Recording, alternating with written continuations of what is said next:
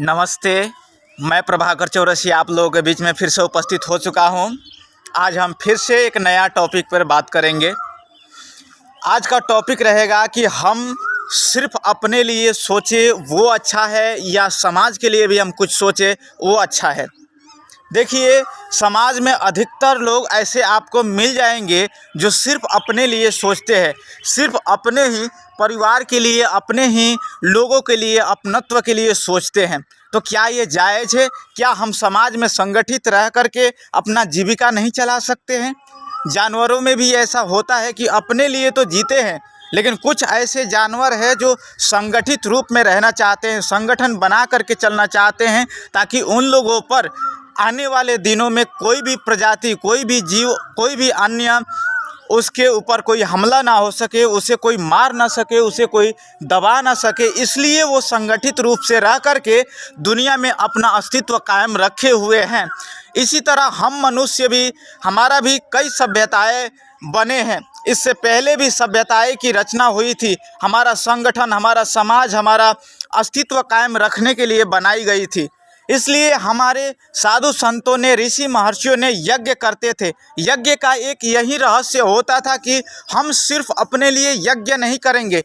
हमारा उद्देश्य होगा कि हम इस समाज कल्याण के लिए, इस विश्व में शांति के लिए हम क्या कर सकते हैं। और जब समाज कोई संगठित होता है, समाज का अस्तित्व जब वहाँ मजबूत होता है, तो उन पर पुष्पों की वर्षा कराई जाती है। हाँ, ये जानकारी मैं आपसे देने जा रहा हूँ कि आज जो हो रहा है मेरे गांव में, यज्ञ होने जा रहा है सवैठुआ में। वहां आपको हेलीकॉप्टर से पुष्प वर्षा होने जा रहा है। आप सवैठुआ में आइएगा, ज़रूर आइएगा। इस यज्ञ में भाग लेकर पुण्य की भागी बनिएगा। तो देखिए, जब तक आप संगठित है, आपका समाज एकताबद्ध है, उसमें आपकी मान, प्रतिष्ठा, इज्जत सब मिलेगी। क्योंकि आपका पहचान वही है कि आप संगठित है, आप समाज के लिए कुछ कर रहे हैं। हमारा उद्देश्य सिर्फ ये नहीं है कि हम जो पैसा कमाए हुए हैं, हमारे पास जो धन दौलत है, धन संपत्ति है, वो सिर्फ हमारे जीविकापार्जन में वो खर्च नहीं होगा। हमारे जो कमाई का जो कुछ अंश है, जो कुछ परसेंटेज है, वो धर्म के कार्यों में लगनी चाहिए, धर्म में लगना चाहिए, दूसरों की सेवा में लगनी चाहिए। और जितने भी जीव जंतु हैं, उन लोगों में भी कुछ हमारा अंश उन लोगों के लिए भी प्रदान होनी चाहिए। इसलिए यज्ञ की भावनाएं रखते हुए विश्व कल्याण हेतु हम यज्ञ करते हैं। तो हमारा यही उद्देश्य है कि सिर्फ हम अपने लिए नहीं जिएंगे। और जो लोग ऐसा होते हैं कि अपने आप के बारे में सोचते हैं, परिवार के बारे में सोचते हैं, तो उनका मिटना तो तय है। क्योंकि अगर 1000 लोग हैं, 1000 लोग सिर्फ अपने बारे में यदि सोच रहे हैं, अपने विकास के बारे में सोच रहे हैं, और कोई अगर 5 लोग हैं और संगठित हो करके यदि काम कर रहे हैं, तो उन 1000 लोगों पर भी ये 5 लोग भारी पड़ सकते हैं। और उनकी 1000 लोगों की फूट में इन 5 लोगों की एकता उन लोगों को बिखेर सकती है। उनकी संस्कृति, उनकी संपदा, उनकी जितनी भी संपदाएं हैं, उनको नष्ट कर सकते हैं। क्योंकि इन 5 लोगों में एकता है, लेकिन उन 1000 लोगों में एकता न हो सका, इसलिए उन लोगों को शरणार्थी बन के इस देश से भी बाहर निकलना पड़ेगा। ऐसा स्थिति आ सकता है, यही भविष्य है। इसलिए हमेशा से आपको कहा गया है कि आप कभी भी सिर्फ अपने लिए मत सोचिए, आप राष्ट्र के लिए सोचिए। क्योंकि राष्ट्र जब तक सुरक्षित नहीं हो सकता, तब तक आप सुरक्षित नहीं रह सकते। क्योंकि राष्ट्र भी तो आपका घर है, परिवार है। यदि वो राष्ट्र सुखी है, संपन्न है, अगर वहाँ की नागरिक सुखी है, शांति से है, तो आप भी सुरक्षित हो, आप भी चैन की नींद ले सकते हो। यदि देश सुरक्षित न रहा, तो आप भी चैन का नींद नहीं ले सकते हो। हमेशा डर, भय और हमारे जो है समाज में हमेशा अशांति का माहौल बना रहेगा। इसलिए हम ऐसा समय देखना नहीं चाहते हैं। जिस तरह से आज दिन प्रतिदिन एक दूसरे के प्रति ईर्ष्या द्वेष की भाव जगती जा रही है, उस ईर्ष्या द्वेष की भावों को हम खत्म करते हुए इस देश में अमन, शांति, चैन कायम करके हम फिर से अपने देश को सुसंगठित बना करके चलना चाहते हैं। और हर युवाओं का ये सपना होना चाहिए कि हम युवा पीढ़ी ऐसा नहीं होने देंगे कि कोई सिर्फ अपने लिए ही सोचे, हम अपने लिए सोचे, हम खुद अपने लिए नहीं सोचेंगे। परिवार है, परिवार के लिए पैसा जरूरी है, लेकिन पैसा की भी इतनी क्या ज़रूरत हो गई कि दूसरों की जान मार करके, दूसरों को लूट पीट करके पैसा ही कमाना। ऐसा तो हमारा कोई भी संघ संस्था हमें ज्ञान नहीं देता। दूसरों की कमाई खाना ये तो हमारा संस्कार नहीं है, क्योंकि हम स्वयं कहते हैं कि जब तक हमारा हाथ पांव चलने लायक है तब तक हम दूसरों से सेवा नहीं लेना चाहेंगे, क्योंकि हमारा फर्ज बनता है, कर्तव्य बनता है कि यदि हम शारीरिक रूप से तंदुरुस्त हैं तो हम अपना कार्य स्वयं कर सकते हैं, हम आत्मनिर्भर बन के कर सकते हैं। उसके अलावा भी यदि जितना हमसे सेवा हो सकता है वो हम दूसरों को सेवा पहुंचाएंगे। लेकिन समाज में ऐसी चीज़ों की दिन प्रतिदिन हरासमेंट होती जा रही है, हरास होता जा रहा है, घटता जा रहा है। इसलिए हमारा समाज खंड खंड में बंटकर विभिन्न पार्टियों में सीमित रह गया है। हमारे समाज के ही लोग, हमारे अपने ही लोग, एक ही घर में देखेंगे तो कितने पार्टी के लोग मिल जाएंगे। अपना ही घर में कोई पार्टी में है, कोई किसी पार्टी में, कोई किसी पार्टी में। उस कारण एक परिवार के अंतर्गत ही एकता की भावना और एक अर्का में सद्भाव नहीं बैठ रहा है, क्योंकि एक जो दूसरे पार्टी में लगा हुआ है उसका सोच, उसका विचार, उसका पंथ कुछ और सिखा रहा है, और एक जो दूसरा है वो दूसरे स्थिति पर चल रहा है। इसलिए हमारे देश में भी कोई राजनीतिक स्थिति की जो उथल पुथल हो रही है वो भी एक निश्चित अडिग जगहों पर नहीं जा रहा, जिस कारण हमारे देश की बर्बादी है, जिस कारण हमारा देश बर्बाद हो रहा है।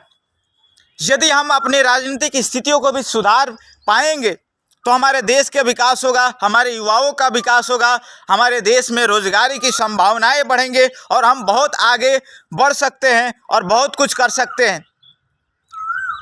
क्या सिर्फ हमारे खाना खा लेने से क्या हम शांत हो सकते हैं? हम तो वो हैं, हमारी संस्कृति वो सिखाती है कि हम भूखा भले ही रह जाए लेकिन किसी भी जीव जंतु पशु पंछियों को हम भूखे नहीं रहने देंगे। मनुष्य की तो बात ही आप छोड़ दीजिए। ऐसी स्थिति, ऐसी संभावना रखने वाले, ऐसी सोच रखने वाले हमारे ही लोग ऐसे क्यों होते जा रहे हैं कि एक दूसरों को मार करके, एक दूसरों को की चिंता न करते हुए हम आगे बढ़ रहे हैं, जिसका कारण हो रहा है धर्म परिवर्तन। हमारे ही लोग आज दूसरे धर्मों में जा रहे हैं, दूसरे पार्टियों में जा रहे हैं, दूसरे संघ संगठन में जा रहे हैं, जिसका कारण राष्ट्रवादी जो ताकत है वो कमज़ोर होता जा रहा है। और इसका कारण होगा कि एक दिन गृह युद्ध छिड़ेगा और उसी गृह युद्ध के कारण हमारे अपने ही लोग विखंडित हो जाएंगे, अपने ही लोग मारे जाएंगे। इस देश में जो आप मंदिर देख रहे हैं, इस देश में जो संघ संस्थाएं, जो बड़े बड़े महल देख रहे हैं, उनकी कोई आवश्यकता नहीं पड़ेगी, जबकि यहाँ की जो संस्कृति है उस संस्कृति के हिसाब से बहुत कुछ बनाए गए हैं। लेकिन कल यहाँ विदेशी कल्चर आएगा, विदेशी संस्कृति आएगा, तो वो लोग अपना संस्कृति को स्थापित करना चाहेंगे और उस संस्कृति को स्थापित करने के लिए आपकी जो संस्कृति है, आपकी जो धरोहर है, उसे ज़रूर मिटाएंगे। और उसे मिटाएंगे तो आपकी मेहनत, आपकी जो जीवन भर की कमाई लगा देते हैं इस ये जो सामाजिक प्रॉपर्टी बनाने के लिए, वो सब बर्बाद हो जाएगा। इसलिए ऐसी चीज़ें हमारी बर्बाद ना हो सके, हम उन चीज़ों को बचा करके ले करके चल सके, हमारा जो संस्कार संस्कृति है वो बचे रहे। इसलिए हमें संगठित होना है, सिर्फ अपने लिए काम नहीं करना है, हमें समाज के लिए भी कुछ सोचना चाहिए। हमारे युवा पीढ़ी जो अभी पढ़ लिख रहे हैं, जो काम कर रहे हैं, जो समाज के विकास के हेतु देश विदेशों में आगे बढ़ रहे हैं, उनका आप लोग साथ दीजिए, क्योंकि आपका एक सहयोग, थोड़ा सा सहयोग उनको प्रोत्साहित करेगा, उनका मोटिवेट करेगा, और वही मोटिवेशन उनके लिए समाज में आगे बढ़ने का एक जरिया मिलेगा, और उसी जरिया के कारण वो ऐसा काम करके जाएगा कि आपको गौरवान्वित होने पर मजबूर कर देगा। तो उस स्थिति को आप लाइए, क्योंकि देश में उस स्थिति का आना जरूरी है। अगर आप सोचते हैं कि हम बहुत ज़्यादा हैं, कुछ कर सकते हैं, तो नहीं। इससे पहले मैंने बताया कि 1000 होने से लाखों होने से फर्क नहीं पड़ता, यदि 5 हो 10 हो, यदि संगठित हो तो राज्य उसी का चलेगा। तो इसलिए आपको राम राज्य यदि चाहिए, राम राज्य स्थापित करना है, तो उस राम राज्य के लिए आपको संगठित रह करके भी चलना चाहिए, क्योंकि सत्यता भी तब जब दब जाती है जब असत्य का बोलबाला होता है, और असत्यता तभी जीतती है जब सत्य के मानने वाले लोग मौन हो जाते हैं, कुछ बोल नहीं पाते हैं। और जब तक असत्यता की विजय रहेगी तब तक राम राज्य नहीं हो सकता, और वहाँ पाप पाखंड और अत्याचार का बढ़ावा मिलेगा, वहाँ जंगल राज चलेगा, जिसकी हाथ में लाठी होगी वहीं भैंस ले जाएगा, और जैसा मनमानी हो वैसा ही करेगा। और उस स्थिति को हमारे देश में, हमारे समाज में, हमारे परिवार के अंतर्गत नहीं होने देना है। यह संकल्प आप लोगों को लेना है, और आप लोगों को आगे बढ़ कर के इस समाज को सुधार करते हुए हम अपने खुद के आने वाले संततियों को यह चीज़ सिखा पाएंगे। ऐसा अटूट विश्वास लेकर के हमें चलना है। इससे हर किसी को सिर्फ हमें यज्ञ में भाग ले लेने से, हमारे समाज में आगे बढ़ लेने से, नेतृत्व कर लेने से फ़र्क नहीं पड़ता, क्योंकि हमें हर हाल में इस देश के लिए लड़ना है, हर हाल में इस देश की संरक्षण के लिए, इस देश की नाम उजागर करने के लिए आगे बढ़ना है। और ऐसा करने के लिए हमारे जो वेद पुराण है, संस्कृति है, ऐसा सिखाती है और सीखने को मिलता है। तो ये वीडियो अगर आपको अच्छा लगा हो तो लाइक कीजिए, सब्सक्राइब कीजिए और शेयर करना ना भूलिए। नमस्कार।